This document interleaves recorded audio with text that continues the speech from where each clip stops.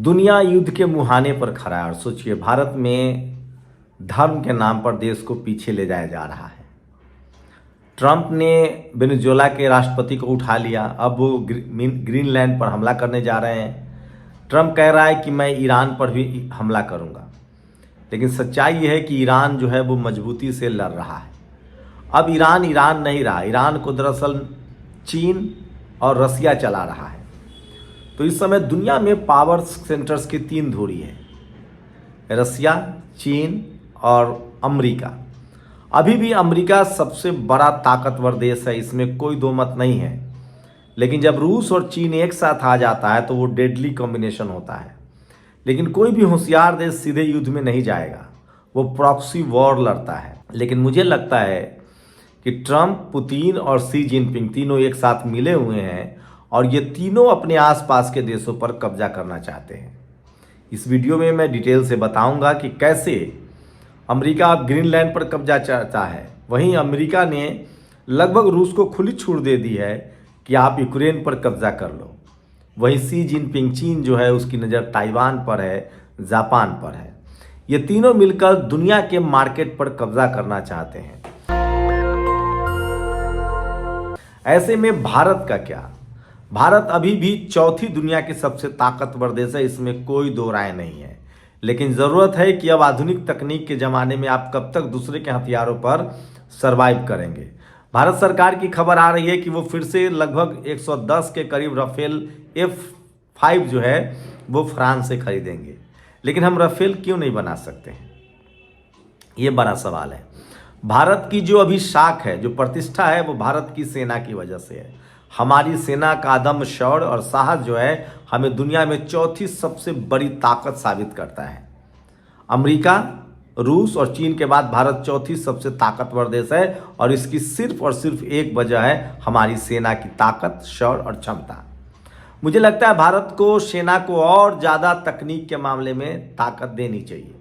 DRDO को और मजबूत किया जाना चाहिए। तमाम जो भारतीय संस्थाएं हैं, जो सरकारी संस्थाएं, उनको मजबूत करना चाहिए। भारत क्यों पिछड़ रहा है? अगर पिछड़ रहा है तो इसकी वजह समझिए। हम चीन से क्यों पिछड़ रहे हैं, रूस से क्यों पिछड़ रहे हैं? यहाँ कॉरपोरेट तो आ गया, यहाँ निजीकरण तो शुरू हो गया। लेकिन अमेरिका की तरह, चूंकि रूस में निजीकरण नहीं है, रूस में सारे के सारे जो डिफेंस सेक्टर है और तमाम जो रिसर्च है वो सरकार के पास है। चीन पूरी तरह से सरकारी तंत्र है, अमेरिका पूरी तरह से सरकारी तंत्र भी है और लोग वहाँ कॉर्पोरेटाइजेशन भी है। लेकिन सोचिए, अमेरिका के व्यापारी बड़े बड़े इन्वेस्ट करते हैं रिसर्च में, लेकिन भारत के लोग रिसर्च नहीं करते हैं। भारत के जो धन्ना सेठ है वो सिर्फ सामान खरीदते हैं, पैसे के दम पर शादी में खर्चा करते हैं, वो दिखावा करते हैं। अभी जिसको आप जियोमी भी बोलते हैं, शियोमी कंपनी ने रिलायंस को बैटरी देने से मना कर दिया। सोचिए, दुनिया भर में टेस्ला से आगे BYD चीनी कंपनी निकल गया है। चाहे वो ऑटोमोबाइल्स हो, चाहे सामरिक दृष्टिकोण से हो, बोइंग विमान हो, ये सब चीन बना रहा है। टॉप 500 यूनिवर्सिटी की लिस्ट आई है, भारत उसमें कहीं भी नहीं है। क्यों? क्योंकि यहाँ के जो जातिवादी धन्ना सेठ हैं वो रिसर्च में खर्च ही नहीं करते हैं। यहाँ आज भी जाति देखकर कॉलेज यूनिवर्सिटी में एडमिशन दिया जाता है। कल मैं एक प्रिंसिपल से बात कर रहा था जो कि OBC समाज से थे। उन्होंने कहा कि मैंने जब पढ़ाई लिखाई के स्तर सुधारने शुरू किए, जब मैं हेड ऑफ डिपार्टमेंट थी, तो मुझे जातिवादी मनुवादी सोच के लोगों ने बहुत परेशान किया और आज भी मुझे परेशान किया जाता है। तो इस देश के 90% लोगों को, वो कौन लोग हैं जो media, judiciary, college, university, bureaucracy, business में नहीं आने देना चाहते हैं? और इस देश के धन्ना सेठों की करतूत देखिए। वो बहुजन समाज के पॉलिटिकल पार्टी को चंदा नहीं देते हैं, चाहे वो सत्ता में क्यों ना हो। तो क्या लगता है, जो आपको चपरासी नहीं बनने देना चाहता है वो चीफ मिनिस्टर बनाएगा, वो चंदा देगा? और उससे भी बड़ी विडंबना, सोचिए, वो आपको रिसर्च सेंटर में नहीं जाने देना चाहते हैं। वो रिसर्च सेंटर खोल ही नहीं रहे हैं। भारत के जितने धन्ना सेठ है, जिससे हम तेल से लेकर नमक तक खरीदते हैं, आप सोचिए, वो सब के सब दुनिया भर में जो रिसर्च होता है उसको वहाँ से खरीदते हैं और हमारे देश में महंगा बेचते हैं। वो अपना पैसा विदेश में जमा करते हैं, अपने बच्चों को विदेश में घर खरीदते हैं।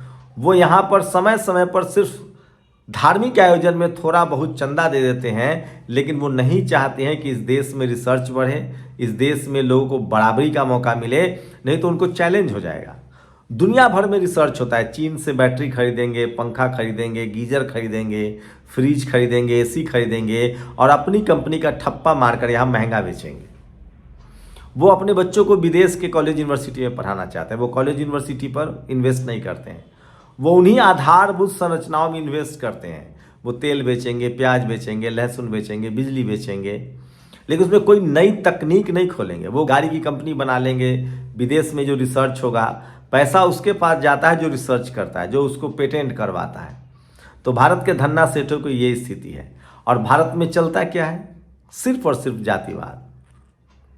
मोहन भागवत कह रहे हैं हमें हिंदू राष्ट्र चाहिए। अखिलेश यादव ने ट्वीट किया है, मध्य प्रदेश के रीवा में एक यादव हिंदू की चुटिया उखाड़ ली गई कि तुम शूद्र हो, यादव हो, तुम चुटिया कैसे रख सकते हो।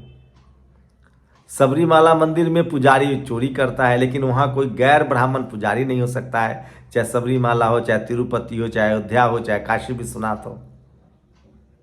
तो आप सोचिए। और मोहन भागवत कह रहे हैं हिंदू राष्ट्र। तो इस देश के 90% लोगों को लाचार बेबस रख के कैसे आप आगे बढ़ेंगे? इस देश में किसी दलित बच्ची के साथ अत्याचार हो जाए तो उसका कैरेक्टर असैसिनेशन होता है। मेरठ वाली खबर में सच्चाई सामने आ गई है। उस बच्ची की मां की हत्या की गई, उनको तमंचे पर अपहरण किया गया, उनको 2 दिन तक तमंचे के बल पर रखा गया। ये खुद पीड़िता ने कहा है, लेकिन उसकी बात को कौन मानेगा? इस देश में कैरेक्टर असैसिनेशन आज की बात थोड़ी है। उसी मेरठ में कश्यप समाज के युवक को जलाकर मार दिया गया। इस देश में अब लगातार मुसलमानों पर भी अत्याचार हो रहे हैं, मुसलमानों को भी मारा जा रहा है। इस देश में चपरासी से लेकर चीफ जस्टिस तक की वैकेंसी में बेईमानी कर ली जाती है, सीटों की चोरी कर ली जाती है, कोई बात करने वाला नहीं है। और मोहन भागवत कह रहे हैं हिंदू राष्ट्र बनेगा। मोहन भागवत के हिंदू राष्ट्र में ब्राह्मण सब छुपा हुआ है। दरअसल मोहन भागवत को चिंता है कि 90% आबादी जब धीरे धीरे पढ़ लिख जाएगी, एकजुट हो जाएगी, तो उनकी सत्ता चली जाएगी, उनका वर्चस्व चला जाएगा। धीरे धीरे एसपी, डीएम, कलेक्टर कुछ लोग बन रहे हैं, इसी से इनको दिक्कत है। सोचिए, इस देश में सबसे ज़्यादा अपराध जाति के नाम पर होता है। आप सोचिए, इस देश के जो धन्ना सेठ हैं, जब बहुजन समाज की लीडरशिप वाली पार्टियों को वो चंदा नहीं देते हैं, तो आपके बच्चों के लिए वो स्कूल, कॉलेज, अस्पताल और रिसर्च सेंटर खोलेंगे। उनका काम है सिर्फ व्यापार करना। वो इस देश के 90% आबादी को नहीं चाहते कि वो व्यापार का हिस्सा बने, वो उनकी फैक्ट्री में सिर्फ सस्ता मजदूर बन जाए। देश को डिलीवरी बॉय में तब्दील किया जा रहा है। देश की अर्थव्यवस्था चौपट है और हमारे प्रधानमंत्री सिर्फ राजनीति के लिए धर्म की आड़ ले रहे हैं। वो धार्मिक तो बिल्कुल नहीं लगते हैं। किसी को आरटीआई डालना चाहिए कि वो निजी जीवन में सुबह और शाम कितना देर पूजा अर्चना करते हैं।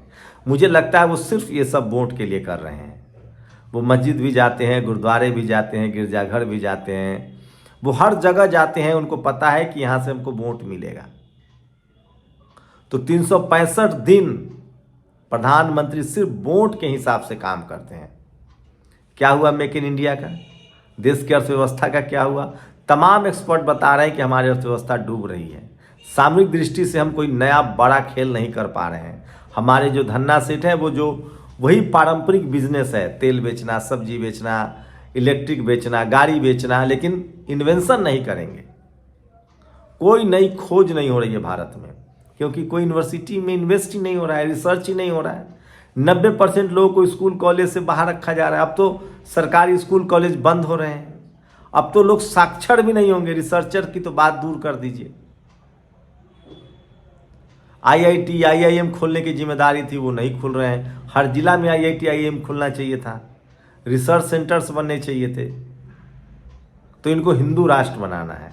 प्रधानमंत्री के बारे में बताइए, आरटीआई डालना चाहिए कि वो कितने बार धार्मिक आयोजनों में गए हैं और कितने बार कॉलेज, यूनिवर्सिटी और हॉस्पिटल के कार्यक्रम में गए हैं। सेना के साथ वो तभी जाते हैं जब सिर्फ कोई होली दिवाली हो, उसका भी वो चुनावी में। सवाल है कि रिसर्च को कितना मजबूत किया जा रहा है। आज दुनिया में सबसे ज़्यादा रिसर्च हो रहा है बैलिस्टिक मिसाइल पर। अभी कहा जा रहा है कि रूस और चीन की मदद से ईरान ने अमेरिका के पूरे सिस्टम को हैक कर लिया है। स्टारलिंक जो इंटरनेट था उसको हैक कर लिया है। ईरान को रूस और चीन चला रहा है, इसलिए चाह कर भी अमेरिका हमला नहीं कर पा रहा है, क्योंकि उन्होंने अपने जैमर्स लगा दिए हैं, उन्होंने अपने मिसाइल्स तैनात कर दिए हैं। तो पूरी दुनिया में अमेरिका अभी आगे है, लेकिन उसके पीछे पड़ा है रूस और चीन। और दोनों मिलकर लगातार सामरिक रूप से, आर्थिक रूप से मजबूत होना चाहता है। और भारत क्या कर रहा है? भारत के प्रधानमंत्री क्या कर रहे हैं? भारत के संगठन क्या कर रहे हैं? सोचिएगा, इस देश में जातिवाद से ही नहीं लड़ पा रहे हैं लोग। इस देश को बर्बाद कर रहा है जातिवाद और शिक्षा। आप सोचिएगा जरूर। इस देश के धन्ना सेठों को की जिम्मेदारी थी कि वो रिसर्च सेंटर खोलते, पैसा इन्वेस्ट करते, लेकिन उनको डर है कि बहुत सारे लोग जब पढ़ लिख जाएंगे तो बहुत सारे लोग बिजनेस सफल होते जाएंगे। ये भी एक तरह का बड़ा चोरी है। जबकि आपको अगर आगे बढ़ना है तो रिसर्च पर काम करना पड़ेगा, व्यापार पर काम करना पड़ेगा। भारत कोई इन्वेंशन ही नहीं कर रहा है। तेल पहले मिडिल ईस्ट में था, दुबई में था, तो वो राजा हुए। अब बैटरी का ज़माना है तो पूरी दुनिया में सबसे बेस्ट रिसर्च बैटरी पर चीन कर रहा है। उसकी गाड़ियों में जो उसकी BYD कंपनी है, सब दुनिया भर में वो गाड़ियाँ बेच रहे हैं। अब चीन जहाज भी बेच रहा है, अब चीन मिसाइल्स भी बेच रहे हैं, फाइटर प्लेन्स भी बेच रहे हैं। कैसे हम आगे बढ़ जाएंगे? हमारे यहाँ तो सिर्फ जातिवाद और हिंदू मुस्लिम हो रहा है। हमारे प्रधानमंत्री सिर्फ और सिर्फ धर्म का नाम लेकर, धर्म के सहारे राजनीति में कायम रहना चाहते हैं। और उनके आका जो RSS है, जो संगठन है, जो अपने आप को राष्ट्रवादी संगठन कहता है, वो सिर्फ धार्मिक बयान के अलावा कुछ नहीं देता है।